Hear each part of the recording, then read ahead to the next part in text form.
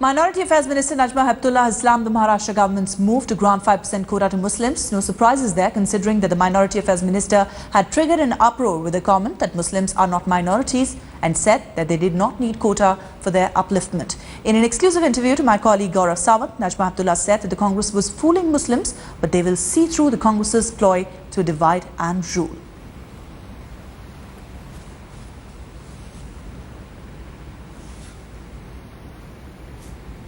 Day after Maharashtra government announced 5% reservations for Muslims and 16% for Marathas in education and jobs in the state. With me is the Minority Affairs Minister Najma Hepthullah. Minister, what do you make of Maharashtra Chief Minister Prithviraj Chavan's step?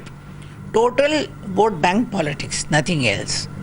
Because 4 months before the election, they suddenly woke up to announce this and discover that the Muslims are backward.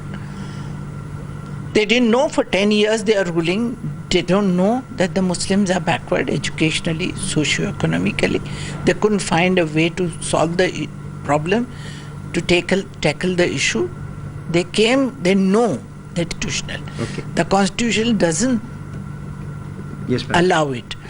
They know that it's going to get stuck somewhere, either in a court, Supreme Court or lower court.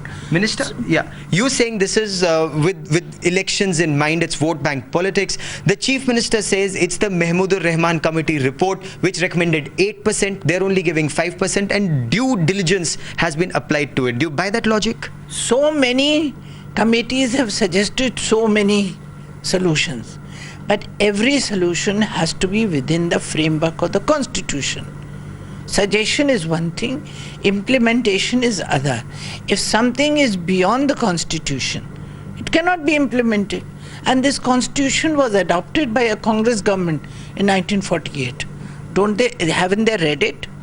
Okay.